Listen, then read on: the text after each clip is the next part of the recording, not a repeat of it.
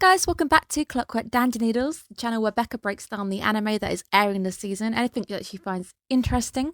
I also have a few different little fun things on the channel what I've been delving into lately. We've got What's in a Design, where we look into characters' specifics. We have things like my fun videos that are going up, the first of which went up on Valentine's Day. I've got another one going up next month for my birthday, so more fun for you guys. So make sure you don't miss out on any of that. Make sure you are subscribed to the channel. There you will see what's coming up quite soon for the next season, as I tell you guys what animes I've got my eye on and I'm going to be watching, and I'm going to be airing on YouTube. And I also crown my top 3 of winter 2021. So what animes are going to be on that list? So is this anime going to make it? Who knows? I do, of course, have a Discord channel for you guys to also join. You can lurk on there. You get a notification whenever a video goes up on my channel. So have fun, sit back. Let's talk about Dr. Stone episode 6 as we start to continue planning how we're going to rescue Chrome from his bamboo prison. A few questions came to my mind, mainly the fact that if we're going to be blowing up the tank, theoretically, obviously it doesn't happen in the end, everybody in the village would have to somehow walk back to the village, or they'd have to fight Tsukasa. Especially if you're ramming a tank into a wall, you would have the enemy's attention, definitely. They would know that you're there, but everyone would have to walk back, so you'd have to somehow take him down. Also, was Senku planning his alright attack at this point as well? A few little questions that came to my mind. He does also say that we're going to be immediately setting off. I was like, okay, Chrome needs to move fast, but they actually don't set off fast. By the time Chrome actually gets back, it looks like it's been a few days since that conversation. So let's talk about a character who we've seen teased. He was in his stone form. He is also in the OP, so I knew he would be here at some point. It is Yo. So we actually get to meet Yo this episode. We know that he's got links to Gen. It's going to be interesting to see if we can actually find out what relationship Gen has with Yo. He's got a bit of an interesting backstory, so I'm not quite sure how Gen knows him, whether it's just more of a I know this person from childhood or school. He spent his modern life as a police officer, but he's a police officer who is known for his martial arts. So he is very, very good at fighting. I also wonder with the design as well, because he's obviously got that big bit of stone over his eye, making him go a bit Phantom of the Opera-esque. Tsukasa has still got the cave, right? So why not remove the final bit of stone over his eye? At least give him both his eyes, because I think, I know having one eye, you apparently have a better sense of depth. But this guy relies on his eyesight to do his martial arts. We were initially going to face off at some point with him. We definitely knew there was going to be a showdown with Yo. It was more a race against the clock. Chrome needed to get out of prison before Senku could move, but Chrome also was at some point, as we see this episode, he was definitely going to end up facing off with Yo. Let's quickly talk about Yo and his hair colour. Yo has a orangey blonde hair colour. It's somewhere sitting in between, so it's kind of that dirty blonde. Gives him a bit of a blend of all those traits. Having that colour hair means he is confident, energetic, cheeky. We definitely see this boy being very cheeky this episode. Quick to temper, fun, and a good people person. Definitely having a bit more of that sharper edge where he's got a bit of a temper to the guy, but he is indeed very energetic. Obviously he fights with martial arts. He's very, very lively on his feet. He was a police officer, so he had to be energetic, and he's very, very confident.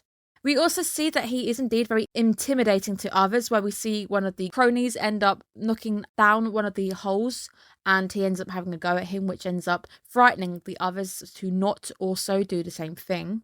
Tsukasa is creating an empire. We are also trying to convert people to join the Kingdom of Science. We've got to start seeing some of these characters on Tsukasa's side and seeing how they are, making them a bit more 3D. We get a bit more information that he actually likes the simplicity of the stone world. As his modern life, we get a nice bit of backstory where we see him busting in on a police corruption case and bribery. We can also see that he's very, very adept to martial arts, but then he goes a bit too far. So we actually see him kill somebody and he doesn't see the issue with it. So he just says, oh, it's just a criminal. So we can start to see what kind of person he is. Definitely on the right side. If we have to go for like Tsukasa's side versus Science side, he definitely belongs in the world of Tsukasa. But we do see as well, he has got motives for the new world. So he's definitely liking Team Tsukasa. He sees it as a new future, a reset. He wants to climb to the top. Maybe down the line would cause some conflicts with the other leads like Tsukasa. Would be interesting to see how he actually fared with the other 3, because he seems like a character who definitely wants to do his own thing. So even as he was part of the police force, where he's got to obviously adhere to a strict set of rules, we see he doesn't. So it's going to be very interesting to see how he gets on with the other guys. Also, at the end of this episode, he's got some explaining to do to Tsukasa, so it's going to be very interesting to see consequences of what happens this episode. Some questions in my brain. How can we convince somebody like this who enjoys the stone world, who sees it as a new future, someone like this to join the world of science? Because obviously at some point Senku is planning to use propaganda to get them all to his side, but somebody like Yo, who really seems to embrace the new world, they're going to be a little bit harder to get them to join. He becomes a new obstacle in the way of Senku and Chrome. I did also wonder if there was a bit of foreshadowing, because he did say it's not like you can contact your friends. That felt like foreshadowing, but it didn't really turn out to anything, because Chrome does basically get out using his knowledge, using his experience on his own. We will talk about the apparent outside force which helped him when we get to the actual break itself, because I've got a few things to say about that little bit. We see Chrome being led out so he can pee outside his cell, but it feels like letting him pee inside the cell in a bucket or something, or even just having a channel, would be more secure. So I have to question the security of Tsukasa's empire, because sure, they probably haven't got any other jail cells. They've never had a prisoner before in the stone world, but allowing him to go outside to pee is actually what allows him to have an opportunity to grab stuff. As we see, he grabs a few new items from the outside world to bring into his cell. And also, the guys don't question his new bulky package. I mean, it looks very obvious to us, so I don't know whether the guys were just not looking down there. But little tiny things that I sometimes pick up on, I'm like, this only works because we've had to turn a little bit of a blind eye to not see this. Chrome decides that he needs to somehow break out of his cell, and the way to do that is to get through the rope holding the bamboo together, where we see him at first attempting to create a fire, which doesn't end up so well. And then this is the bit I want to discuss. The bit where Chrome ends up with a spare battery being rolled to him. I don't understand this bit. I don't think it's Yuzuju. And I know he goes, it must be those two. How? So we've seen that there are guards. There's guards outside. There's guards outside the window area. So I'm not 100% convinced that it's these guys, because where are the guards at this point? How did they get round the guards? How did they somehow get it to him? And where did they pick it up? So they also had to pick it up. Chrome had all his items removed from him, as you normally would, but they've also taken it from those guys to get it to Chrome. I have my suspicions about this little bit. Yo actually ends up foiling the first attempt, but I got a little confused. Did he blow off the rope on the bamboo? Because we see Yo going into torment and mock Chrome, but he's holding onto the bamboo, and the bamboo, if it hasn't got any strings, if we did actually succeed in blowing off some strings, the bamboo's going to be wobbly, and he's going to feel the fact that Chrome has made it wobbly with the suspected fire. But as it doesn't move, I'm guessing it didn't do anything. But we do get to see that cheeky side, as we've mentioned before, to Yo. He's the one who enjoys mocking the village boy, making fun of it. We can see he definitely gets the guys around him to also join in. I gathered from the hair colour, so it's quite nice to see Dr. Stone picking colours quite carefully. I was really, really nervous that he was going to go, but I used a battery, and then obviously, but no, don't do that, because Yo's going to take it off you if you mention it. But he does actually manage to stay calm, a little bit of development for our character, our boy, and he's actually the one to play dumb. He actually plays into the idea of stupidity. So it's like, if these guys see me as stupid, why not pretend I'm stupid? Thanks to Yo mucking around, having a mockery, he ends up giving Chrome the idea that he needs some sea salt to help him create some acid with the water. I have again got to say, where did the water come from? Sure, they've probably given him a bit of water to make sure that he's not gonna dehydrate, but he gets a lot. I mean, he has a lot of water during this next sequence to get him hot and bothered and sweaty. He ends up doing the frog exercises. I like the fact that he's hopping up and down as mad as he can. I just doubt the ability to create an entire tub of sweat. I don't know what the climate is, so maybe it's hot, who knows, but I don't know how long it also took, but he creates such a huge amount of sweat. Would you really create that much? I mean, I guess it depends if you're a sweaty person. Is Chrome a sweaty person? But he does end up making acid, and this ends up eating the rope, which then allows us to have our prison break, which is very, very clever. It's very clever to see the way that he comes up with everything. So he's able to use Gen's genius of deception to get away from the guards, to say, oh my god, there's a bear in here, and that he's able to use that from Gen. He's able to use the ability of Senku. He keeps going, what would Senku do? He uses Senku's smart to also help him come up with the idea, but he actually does escape with some of his own skills as well. So we see him actually end up pole vaulting a bit later on. It's really nice to see Chrome as a character because Chrome is a very resourceful character. We've seen, obviously, out of all the village, he was the one who lived outside. He was the one who dared question the way things were. He took an interest in the world around him. He was the one who was studying all these rocks and going around collecting everything.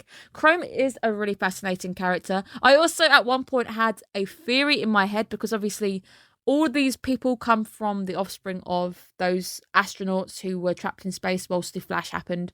That whether Chrome was more Senku down the line, like maybe that was the genes that came from Senku's dad and Lillian. So that Chrome is like a secret brother, gene kind of wise, to Senku. Little fun thing I was entertaining in my head. There's plenty of holes in this theory, but a little fun thing I was thinking that Chrome and Senku are very, very much alike. Chrome is just a great learner, and it's the fact that he also uses Ukyo. His brief introduction to Ukyo, he uses the way that Ukyo took advantage from his enemy's traps, and he does that himself. He uses the fact that he knows where the spike traps are, and he uses that to his advantage, and he's able to get ahead of everybody. He also bore witness to Yo reprimanding one of the cronies when they've destroyed the pit. So he uses that as well, that knowledge that these guys aren't going to want to run forward because they're also going to get a scolding from Yo. So he's able to use his experiences around him, the world he's got, to also allow him to get to this point, which I really, really like. So this bit here is just,